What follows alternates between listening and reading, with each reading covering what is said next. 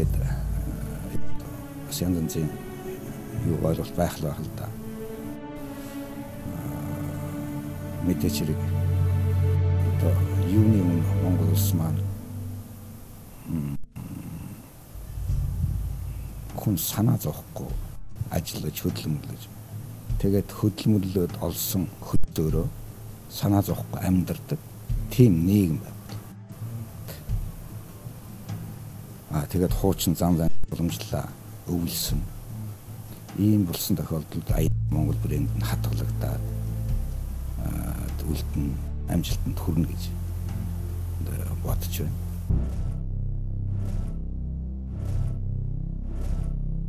Энэ дэлхийд тэргүүлээд байгаа технологиг тийм ээ өөрөөр хүний оюун ухааныг сорьсон тиймнүүд илүү сайн өрсөлдөх хэрэгтэй юм бол тэр бол заавал Монголд хийдэг юм аахад том нэр хүндтэй компаниуд очиж оюун ухаанаа бас тийм үнэлж болно шүү дээ. Тэгээ ийм хэлбэрээр дээд төвшөнд доод төвшөнд бүх төвшөнд өрсөлдөж явах хэрэгтэй юм гэж боддог. Маш их ажлынхаа хажуугаар зав гаргасанд маш их баярлалаа.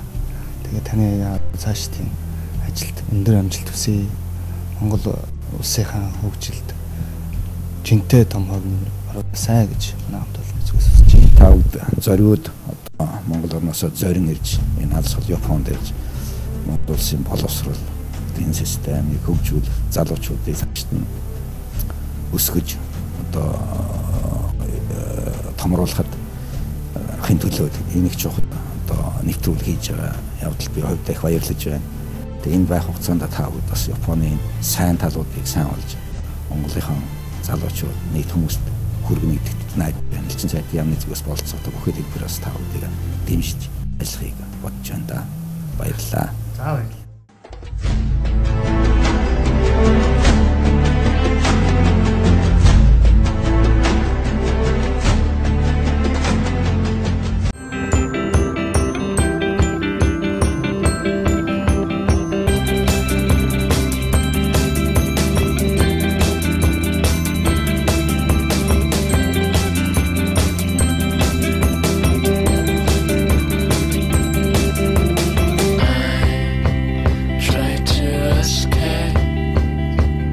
Дүлгэн гэдэг 2007 онд анх Японд ирж исэн. 2007 онд 1 жил хэлний бэлтгэл Японы хэлний бэлтгэл суугаад 2008 онд Токиогийн их сургуульд биохимийн чиглэлээр суралцж байгаа. Одоо Токиогийн сургуулийн 3 дугаар курс. Тэгээд 2008 оноос хойш Японд Монгол оюутны холбоо Ямох гэдэг Ямохын гишүүн болж тэгээд түрүү жил 2009 оноос хойш 9 оны 10 сараас хойш Ямохын тэргүүнээр ажиллаж байгаа. Тэгээд Ямохын оюутны холбооны олон үйл ажиллагаанд харилцаад явж байгаа. Танай оюутны холбоо ер нь ямар хөө үйл ажиллагаа, ямар үүрэг чиглэлтэй ажиллаж байна? Манай Ямох болохоор удирдах зөвлөлийн гишүүд нь 10 сар цолигдоод бүтэн жил үйл ажиллагаа явуулдаг.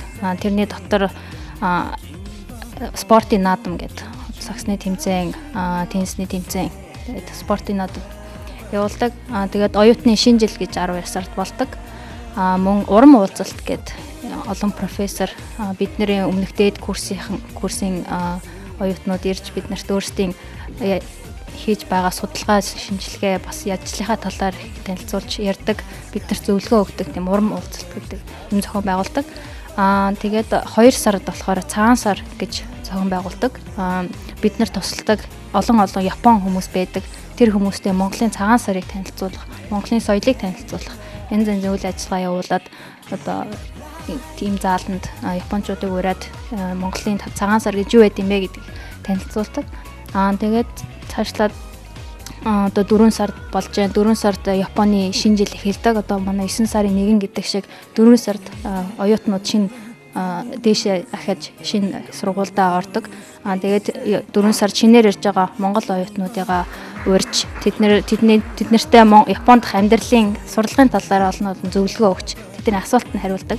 Энд байгаа одоо ажиллаж байгаа сурж байгаа оюутнуудад те ер нь хэцүү талууд одоо юу хэцүү зүйлч юм те. Хэцүү дөнгөж ирсэн оюутнууд мэдээж хэлний бэрхшээл гэж байгаа те. Сүүлийн үед яг уу Япон хэл мэддэг оюутнууд ирдэг ч гэсэн ер нь бол хилэн дээр бол жоохон бэрхшээлтэй байдаг бах. Тэгээд шинээр ирж байгаа оюутнууд ер нь бол Япон гэдэг чинь өөр соёлтой. Анх ирж байгаа оюутнууд бол соёлын шок гэдэг юмны ер нь автдаг ерөнхийдөө. Тэгээд японочдын японочдтой харьцахтаа бас яаж харьцахаас мэддгөө. Тэгээ японочдтой ярихад чинь жишээ нь маш их хүндэтгэлийн үг хэлэх ёстой. Хүндэтгэлийн үг хэлэхгүй байхад цаад хүн нь хүлээж авах. Цаад хүн маш буруугаар хүлээж авдаг юм тохиолдол бас байдаг. Олон хүний хувьд Монголд очиод тэр нь юу хий гэж бодож байна? За байгаа. Ер нь бол сонирхол маш их байгаа. Тэгээд миний мэрэгжил болохоор биохим байгаа л та. Тэгээд одоо 3 дугаар курс гэдэг чинь тэрний дараа жил төгснө. 2 жилийн дараа төгснө. Тэгээд ер нь бол Монголд мэрэгчлэрээ л ажилламаар байна л да. Тэгээд ер нь одооноос мэдээлэл цуглуулах тиймэрхүү төвшөндөө явж байгаа. Яг Монголд очиод юу хийх вэ гэсэн тийм ер нь бол ажилламаар байна. Тэгээд яг ямар ажил гэхээр одоохондоо бас мэддэхгүй л байна л да. За ирээд хэд он чи? Ирээд 8 он. За анх тэгээд ирэхэд ямар сэтгэл төрж? Анх бидний ирэхэд ингээд Монголоос онгоцон цохоод ингээд шүн олоод ингээд шороо шороол гэсэн чинь ижээрээ буусан чинь сакура энтер нургсан, бороо орсон. Тэгээ гойс. Ямар чиглэлээр ирсэн? Хим технологийн чиглэлээр, химийн коллеж. Химийн коллеж үү те? Аль сургуулийг төгссөн? 10 жил тогтоо Шинэ Монгол ахлах сургуулийг төгсөөд тэгээд мөн химийн факультетийн хим технологи ангиас орж гад ирсэн. Энд ирэхэд тэгээд ер нь ёс заншлын ялгаа хэрэг мэдрэгдэж байна. Бас гайгүй бид хоёр болохоор нөгөө Шинэ Монгол ахлах сургууль гэсэн. Тэгээд бид нэр яг нөгөө Япон химийн сургууль гэсэн болохоор хүмүүсийн хоорондоо мэдлж хүндлэх яс ч юм уу тэр нь харьцангуй танил эс. Тэгээд гол нь айгүй цэвэрхэн юм лээ. Хогоо хийдүү. Тэр нь бүр амар мэдрэгдчихлээ. Тэгээд анх ирэхэд нөгөө нэг соёлын шок гэж байдаг шүү дээ, тэ. Өндөр байшингууд ч юм уу эсвэл одоо яг ямар сэтгэл төрсөн? Анх ингээд онгоцноос буугаад явхад баг зэрэг ингээд амар дулаахан газар хүрээд ирэх юм болоо гэсэн чинь айгүй хүйтэй салхилаад бороо ороод тэгээд баг зэрэг ингээд нэг тэр цаг агарын байдлаа баг зэрэг жоохон сонин санагдаад. Тэгээд соёлын шокийн хувьд бол одоохондоо бас яг гадуур яг ингээд сайн бас тийм сайн гадагшаа нэг гараагүй. Тэгээд 2-3 удаа гарсан. Тэгээд нөгөө метро гэжтэй соёлын шок гэж яриа. Метро нь ингээд нэг одоо юу гэдэг 2-3 минутын зөрүүтэй ирээл хүн амтэн ч гэж зүгээр ингээд зах дээр байгаа юм шиг бужигнаал хаал харна хүн яаж яагаад нөгөө бид яг Токиод байгаа болохоор тэгээд амар их хүнтэй л байна. Тэгээд тийм үйл болчихтой. За ингээд хоёрт амжилт хүсье. Манай нэвтрүүлгийг ивент тэтгэж оролцож байгаа Coca-Cola компани гарын бэлгээгүйгээ маш олон юм сураарай. За.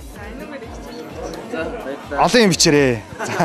За ингээ Монгол улсын элчин сайдын яам доторх одоо дөнгөж одоо тэтгэлгээр ирсэн оюутнуудаа бужигнаа зогсож байна. Тэгээд анх Японд ирэхэд бол их л сонирхолтой сайхан байгаа бол та. Сайн байцгаана уу? Сайн байна уу? Хэдэн жил болж байна? Дөнгөж сая ирв үү? Яав юу? Би ирээд 2 жил болж байна. Одоо тэгээд 3 дугаар курст орж байгаа энэ жилээс. Чибагийн их сургуулийн хууль эдийн засгийн факультет. Яагаад заавал хууль эдийн засгийг сонгов?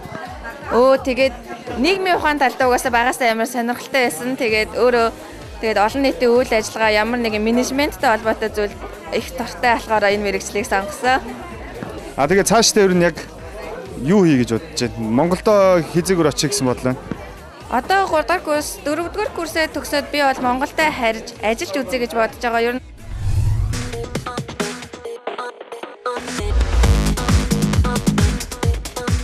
За ингээ бидний өнөөдрийн нэвтрүүлэг та бүхэн таалагдсан гэдэгт бол тун найдаж байна.